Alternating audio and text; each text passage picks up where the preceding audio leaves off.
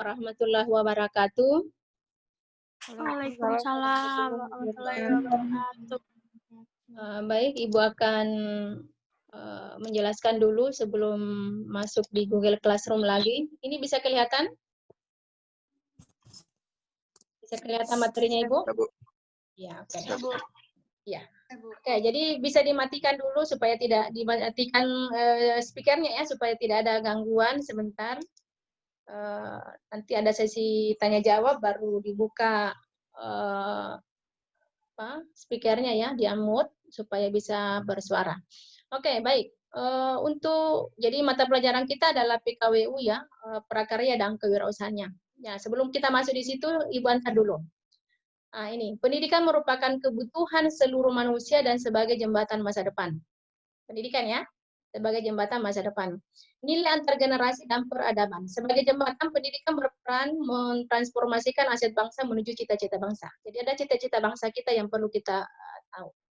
Peran pendidikan dalam mendukung kemajuan bangsa melalui pembangunan kualitas sumber daya manusia, melaksanakan fungsi institusi sekolah, terutama dalam sikap dan kompetensinya. Jadi bukan hanya pengetahuan, tapi termasuk sikap ya, dan kompetensi yang diharapkan dari kita semua.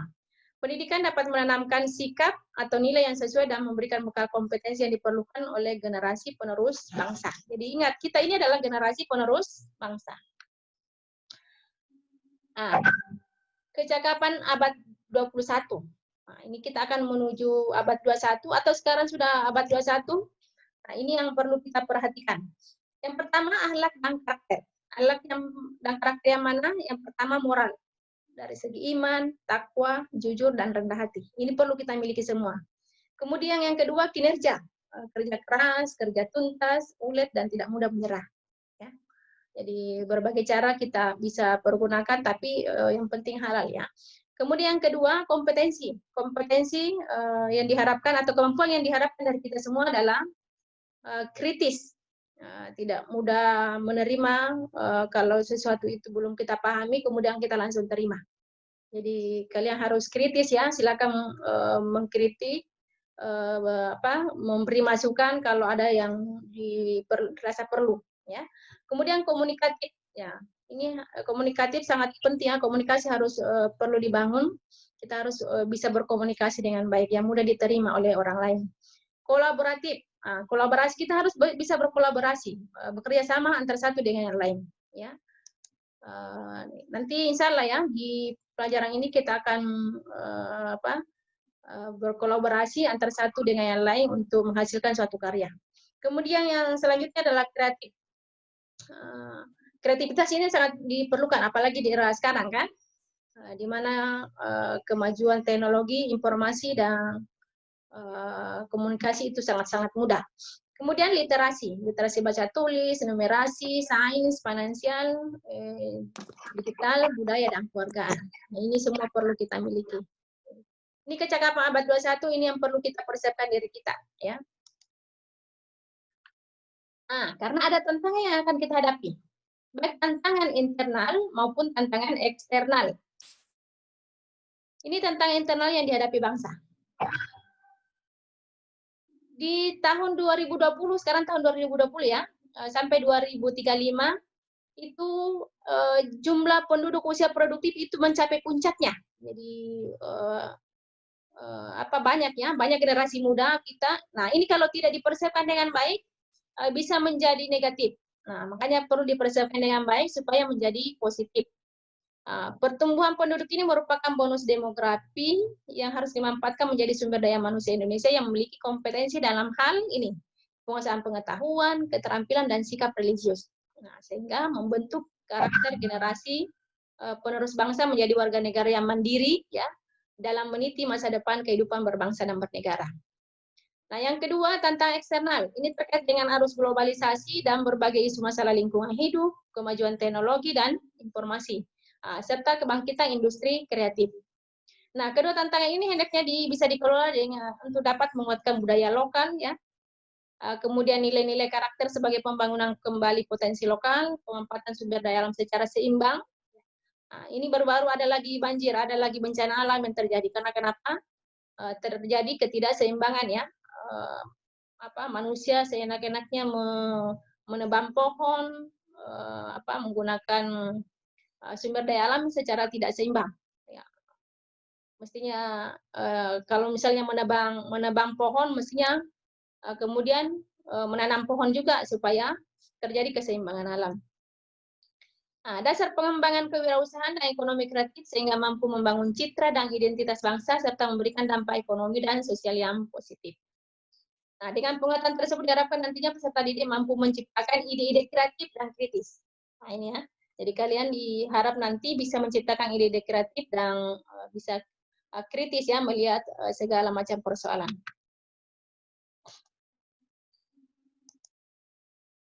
Nah, sejarah prakarya dan kewirausahaan di Indonesia. Nah, dulu sebelum 2013 itu belum ada materi prakarya dan kewirausahaan. Kewirausahaan ini masuk di materi ekonomi, salah satu bab ya ada di ekonomi. Tapi kemudian perkembangannya kemudian dirasa perlu materi ini pelajaran, jadi akhirnya dijadikan satu mata pelajaran yaitu prakarya dan kewirausahaan. Bisa kita singkat dengan PKWU. Nah, ini dimulai dari kegiatan non formal yang bersinggungan dengan tradisi lokal yang memuat sistem budaya, teknologi lokal serta nilai-nilai sosial dalam kehidupan. Yang mempunyai tujuan dan landasan kependidikan agar mata pelajaran yang baru ini bisa menumbuhkan kepekaan terhadap produk kearifan lokal, perkembangan teknologi dan terbangunnya jiwa kewirausahaan.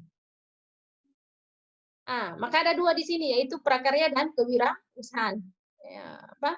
Bidang ini saling bersinergi untuk menghasilkan suatu produk yang memiliki nilai ekonomis. Nilai ekonomis berarti ada hubungannya dengan uang ya, bisa menghasilkan.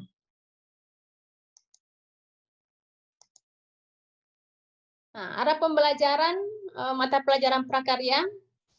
Prakarya merupakan proses bekerja menghasilkan suatu karya atau produk.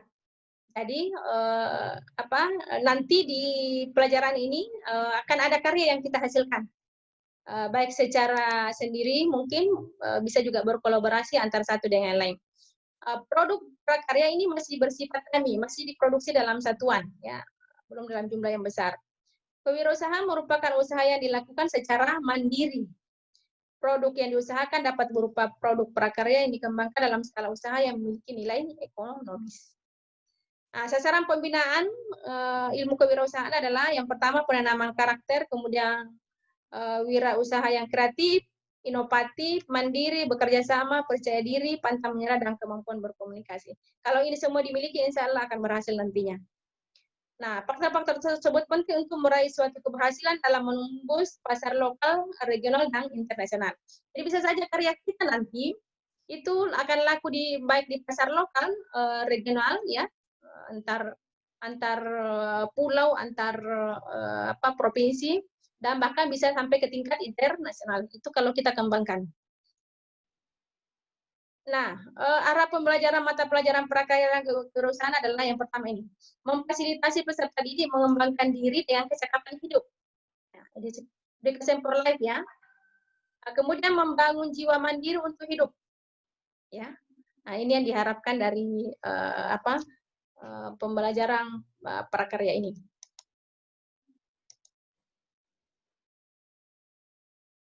Dasar pembelajaran berbasis budaya ini diharapkan dapat menumbuhkan nilai kearifan lokal dan nilai jati diri sehingga tumbuh semangat, kemandirian, kewirausahaan, dan sekaligus kesediaan melestarikan potensi dan nilai-nilai kearifan lokal. Nah, hal ini dasari oleh kondisi nyata bahwa pengaruh kuat budaya luar masih perlu mendapat perhatian atas pengaruhnya pada budaya peserta didik. Nah, ini budaya luar sangat kuat ya, sangat kuat di kita. Kalau kita tidak mampu membendung, maka bisa berpengaruh negatif. Tapi ada juga bisa berpengaruh positif kalau yang positif yang kita ambil. Tapi jangan sampai kemudian pengaruh negatifnya lebih kuat ya daripada pengaruh positifnya. Makanya perlu kita pelajari hal ini.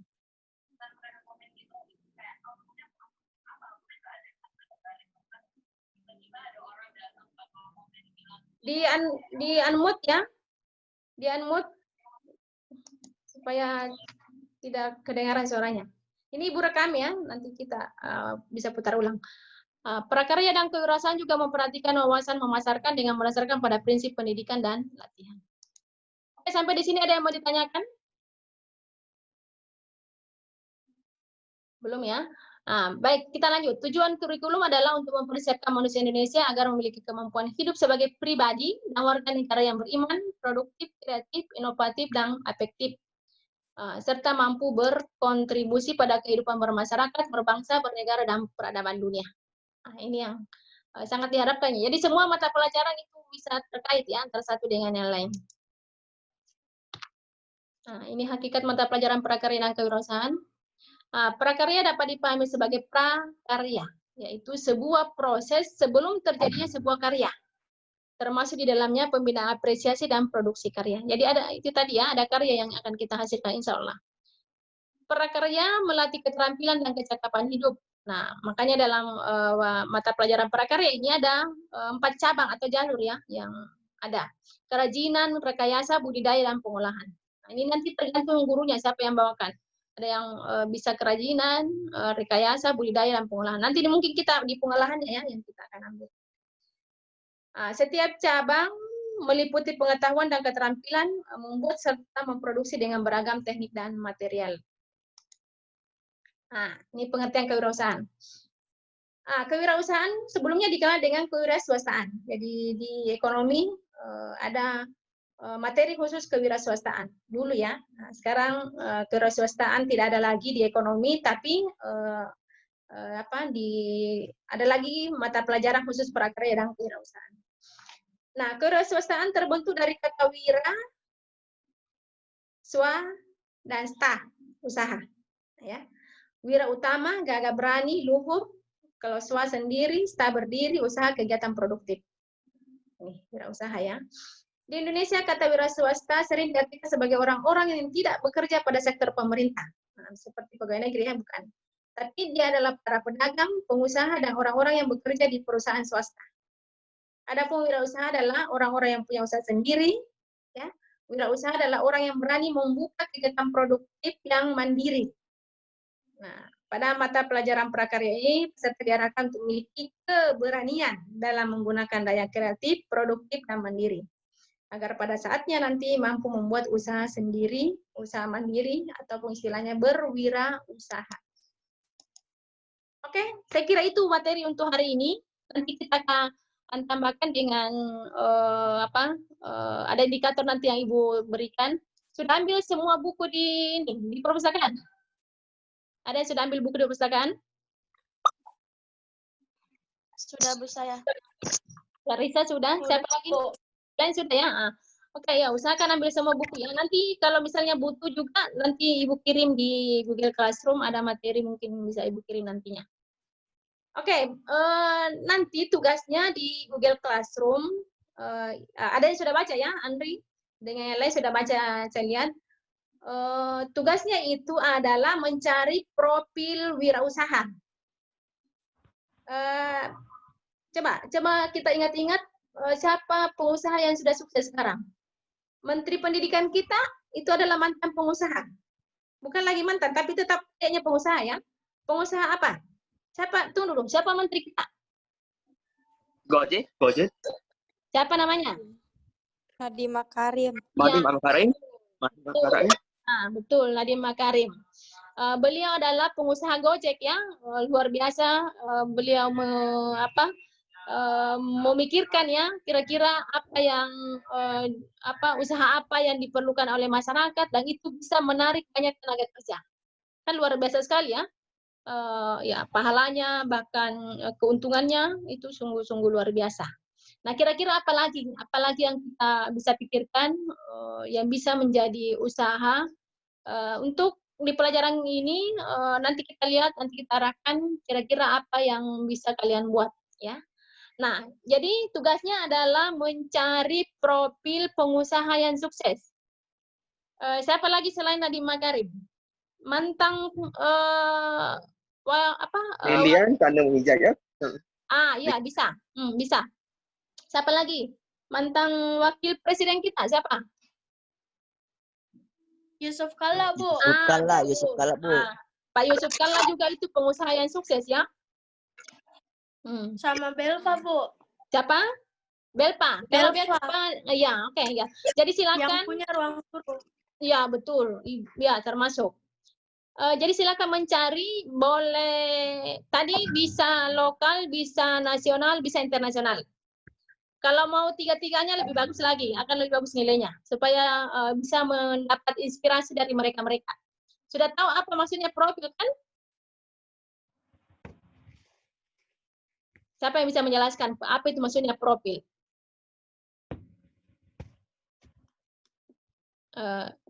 Apa Nur Aziza, ayo buka speakernya kalau mau bersuara. Ayo, siapa yang bisa? Yang mana itu yang dimaksud dengan profil? Ayo, Clarissa. Yang mana termasuk profil? Ayo.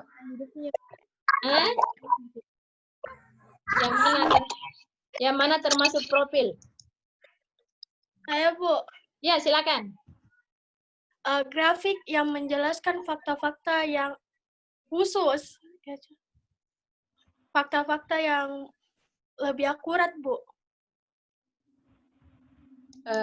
Profil. Misalnya saya minta kalian buat profil diri kalian, apa maksudnya itu?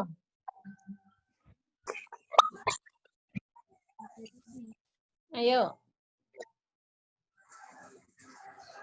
Profil itu berarti mulai dari biodatanya, latar belakang hidupnya, perjalanan hidupnya, sekolahnya, kemudian pengalaman-pengalaman hidupnya. Itu yang dimaksud dengan profil.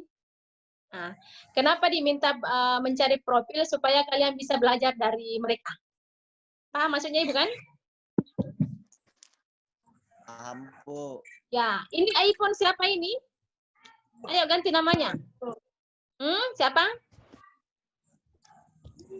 Pri, Bu. Siapa? Santi. Siapa? Pri Santi. Risanti. Iya. Nanti pakai nama ya, jadi supaya buka kameramu supaya bisa kelihatan mukanya semua. Ibu screenshot ini untuk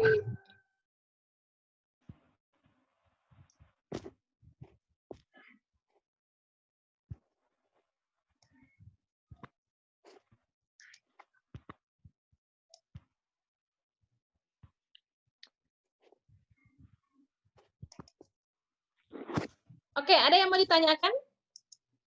Baik pelajaran maupun baik materi maupun tugasnya. Ini ada 23 orang yang bergabung ya. Ada? Ada yang mau ditanyakan? Nggak bingung jadi dengan tugasnya, tak? Jadi kalian mencari profil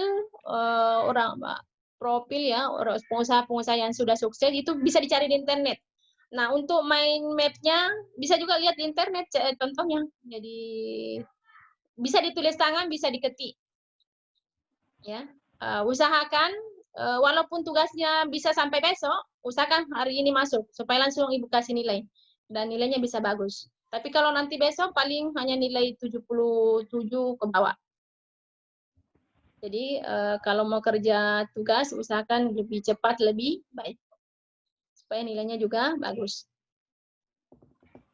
Oke? Ada yang mau ditanyakan lagi kira-kira?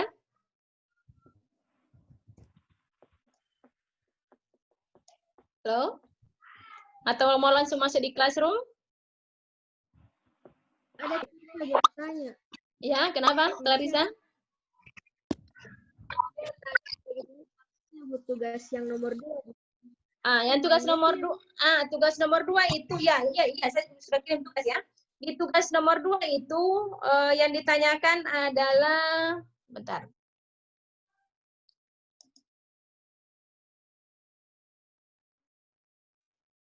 Ada yang mengatakan dibikin. Ya, bisa. Jadi bentar ya. Saya bagus mungkin share ya. IPS bentar.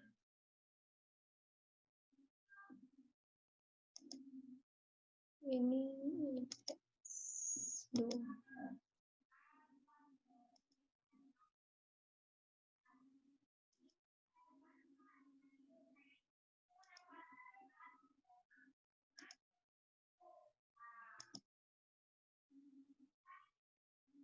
Ah,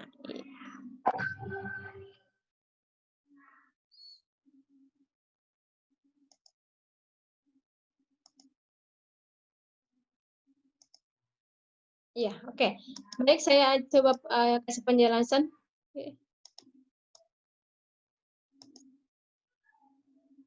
Ini. Ya, ini tugasnya. Jadi yang pertama cari, bisa dilihat ini? Bisa dilihat yang Ibu tampilkan? Kecil sekali, Bu. Kecil sekali. Sebentar ya. Sudah Ini, saya lihat, Bu. ya, saya coba perbesar. Bisa nggak ya? Bisa? Bisa lihat? Bisa? Iya, Ini? Bu. Ya, Iya. oke. Jadi silakan kerjakan tugas. Ini 100 poinnya kalau bagus ya. Dan cepat. Carilah profil wirausaha yang sudah sukses tadi ya. Jadi jati dirinya, pendidikannya, pengalamannya sampai dia bisa sukses. Kemudian yang kedua, buatlah catatan. Ini bisa berupa mind map. Mind map itu katakan misalnya yang dicari adalah kewirausahaan. Maka kalian tulislah kewirausahaan di sini, kemudian apa macam-macam kualitas dasar, instrumental wirausaha yang berhasil dan gagal, kemudian ciri-ciri wirausahaan. Wirausahaan, ya, ciri-cirinya. Jadi bisa dibuat dalam satu, kalau misalnya mau ditulis tangan boleh dalam satu kertas, tapi semua ya ada isinya ini. Paham kira-kira? Bisa juga diketik, ya bisa diketik, dibuat di PPT, PowerPoint ini bisa juga di Word, bisa juga ditulis tangan. Oke? Jelas kira-kira? Jelas. Iya, oke. Bagaimana? Bagaimana maksud tugas yang nomor 2 dibikin? Ya, buat satu mind map saja bisa. Kalau tidak tahu mind map-nya ya bisa dilihat di internet ya. Di internet itu ada contoh mind map banyak. Mau saya Ibu perlihatkan contoh mind map? Iya, Bu. Iya. Ya, oke. Iya, Bu. Nah, ini contoh mind map. Nih, banyak ya di internet. Nah, ini. Saya perbesar. Ini contoh mind map ya. Oh, kenapa ada jadi YouTube? Ini. Ya, ini contoh mind map. Jadi ada di tengah-tengahnya apa itu, misalnya wirausaha apa itu, kemudian pengertiannya apa. Ini. Bisa lihat ini kan? Ini banyak contohnya. Ini di internet ini. Ya, ketik saja contoh mind map PKWU kelas 10. Itu sudah banyak sekali di dalamnya. Tapi materinya Ibu arahkan ya, materi yang tadi itu. Ini. Bisa banyak, bisa sedikit, tergantung dari kreativitas kalian. Dibutuhkan buku ya, buku ataupun di internet juga banyak, sudah banyak sekali. Tidak ada masalah saya pikir. Oke? Bisa dipahami? Bisa dipahami? Halo? Bisa, Bu. Iya, oke. Ini hanya 23 orang. Ya, Ibu sebentar lihat satu persatu siapa namanya. Mungkin yang tidak hadir di room ini mungkin nanti lewat apakah video call atau nantilah ya kita lihat apa kenapa dia tidak bisa masuk di Zoom ya, nanti kita lihat. Ibu foto satu kali lagi ya.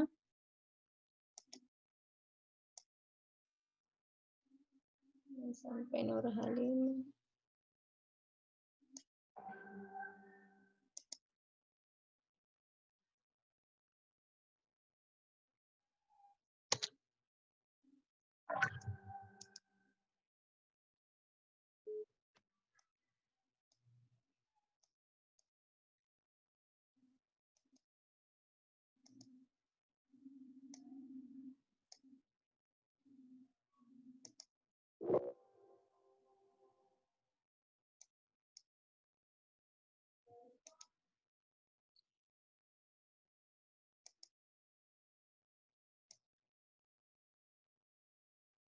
Sampai Siti Nur Aziz.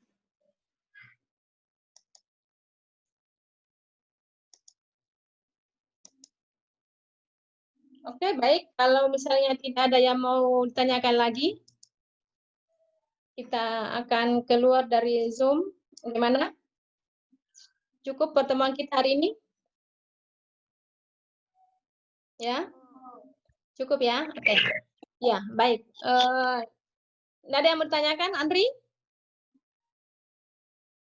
Yang lain? Nggak ada kita? Oke, baik. Nah, silakan masuk di ini di Google Classroom. Ingat absen, kemudian kerja tugasnya silakan. Setelah itu baru bisa istirahat. Nanti pelajaran selanjutnya kan jam 1 tak? Oke. Nanti kalau ada kendala silakan disampaikan ke Ibu ya. Oke. Baik, ya. Mohon maaf atas segala kekurangan. Assalamualaikum warahmatullahi wabarakatuh. Nanti Clarissa, siapa kelas? Siapa wakilnya Clarissa? Clarissa, siapa wakilnya? Hah? Kedengaran suaramu Clarissa. Siapa wakilmu? Yang bawa kawin ini jadi makan ya. Hah? Siapa wakilnya?